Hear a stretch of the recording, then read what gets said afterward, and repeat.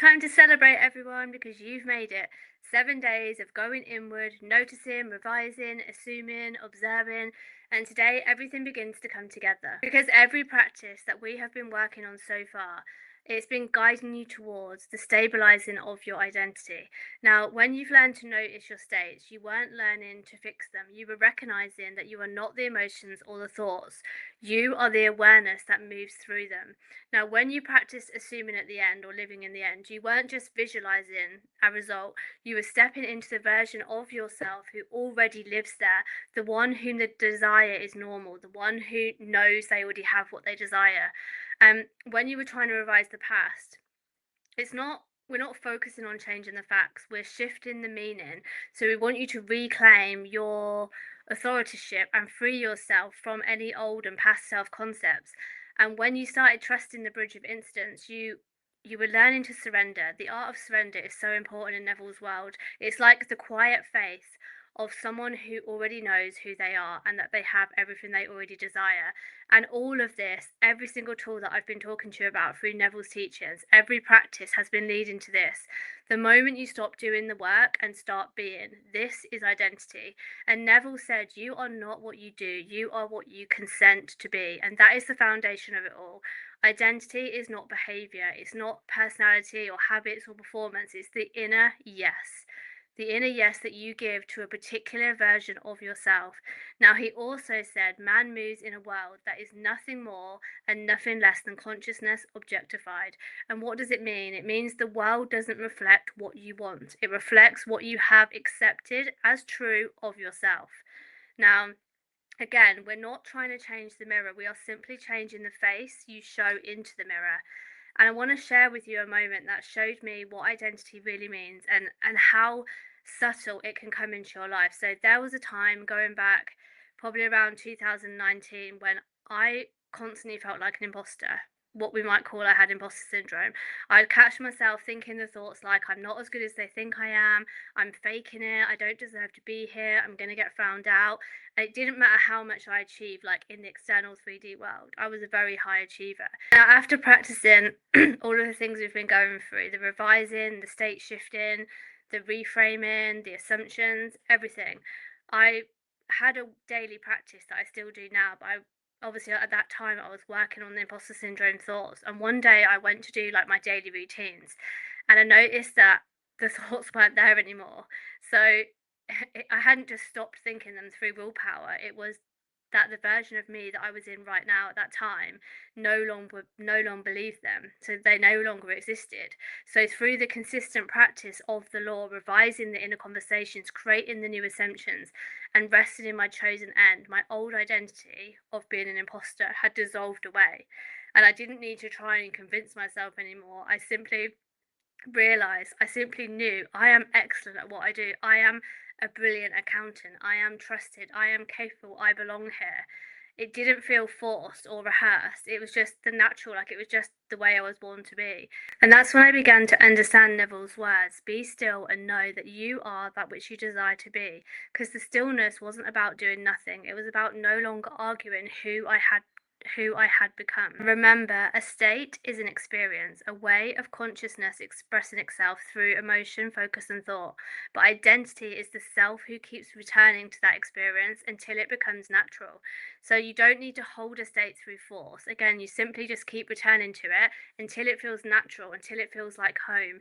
And Neville said all transformations begin with an intense, burning desire to be transformed, followed by an assumption that is already done. And when that assumption stops feeling like a stretch and starts feeling obvious, that is your identity. You have anchored into that identity. And you have to remember that identity doesn't mean that you'll never have any more human thoughts ever again. Like, you are a human. It means that when the doubt and when any fear arises, you know they're just passing states. They're not who you are. They don't embed into your identity until you believe them. You might still feel flickers of like nervousness before a presentation or before a conversation, but your identity will keep on telling you, remind you, that's okay, I'm still confident. You might still face challenges, but your identity will be saying, I'm still grounded and I'm still capable. Identity is what steadies you when everything else moves. So How do you know when your identity is truly anchored? Well, Neville said that you will know a thing is real when it takes on the tones of reality. This means when your assumption feels normal, when it's no longer something you're reaching for, it's become your identity. Just like the story I told you of my imposter syndrome. You'll notice it not in your excitement, but in your calm. So when your reactions and your inner conversations and your expectations all align effortlessly with your chosen end. So you've entered what Neville would have called the Sabbath. And we talked about the Sabbath before. It's not about how often you feel good, it's about how naturally you return to your new self. You'll notice the absence of the feelings of that resistance, the ease of how you make decisions now, you won't have as much inner arguments going on. The proof of identity, it is actually really quiet, but it is like a consistency of calm and inevitable enough, limitless, knowing that what you've created in your imagination is now created in the quantum and you've stepped into that. When you stop needing to remind yourself who you are, you've already become it. And the deeper truth that Neville really wanted us to understand, creation is already finished. And this means every version of us already exists. We're not trying to make something happen, we're simply selecting the state where it's already true. And the moment you can rest in that state, rest in the being, the bridge of life, it always has to reorganize itself around you. Again, it is the law. So you don't get to choose the sequence or the form or the how. It will all unfold naturally as reflections of your assumption. And Neville called this the psychological rest, the Sabbath, the point where effort ceases because you've already accepted the end. And our human mind can make us feel like we're being lazy, but it's not laziness. It's that divine stillness again. It's that quiet knowing. And it's remembering that that is when you've planted the seed and you have to allow it to harvest and grow. And it is inevitable, but we have to remain faithful to our state to not let our human overtake. And we never need to micromanage the how. The bridge will just unfold itself. Our conscious mind could never plan it the way the bridge is going to unfold. We just have to allow it unfold naturally, and identity allows that rest because we have that unshakable faith in our state, and we have that inner knowing that it's done, and we naturally allow the bridge to unfold. Now, you've already been practicing embodiment throughout this full mini series of Neville's teachings, stepping into states, living in the fulfilled version of yourself. But this stage is different because now it's about noticing again rather than doing. So it's important to have regular identity check ins because one thing I get asked in the reset a lot is how do I know if my new identity has been anchored? So again, take that breath, connect to your heart, connect to yourself, ground yourself, and ask yourself, how do I know this identity has anchored? You just have to start to notice what is feeling different and how you're responding, how you're reacting, how you're speaking, how are you moving. This is why we've made notes as we've gone along. What states did we used to be in? What inner dialogues did we used to have? Because we need to notice what is no longer triggering you in the way that it used to. Think about the story that I told you about my imposter syndrome. I was doing a daily routine, just like we've been practicing in these videos, practicing my inner dialogue, practicing the state that I'm in, paying attention, becoming aware, changing my consciousness. And it doesn't just land that things have changed. It happens over time, slowly, as the bridge is unfolding. But you have to pay attention to the quiet signs because that's what shows you identity has landed. Now, again, anchoring your identity because it's not something you force, it's just something you have to recognize over time. And inside the reset program, if you choose to join, we focus on frequency all the time because when your frequency is locked in and you know how to notice that, it's the moment when your inner foundation holds really steady and life begins mirroring you. And we have tools that you can track this, so that you can know when life is mirroring back the steadiness to you. And that will lead us nicely into today's homework because I really want you to focus on paying attention to whether your new identity has anchored the version of you you've been practicing throughout this video. So don't be disheartened if it hasn't happened yet, because like I've explained in previous videos, it can take time. We are human.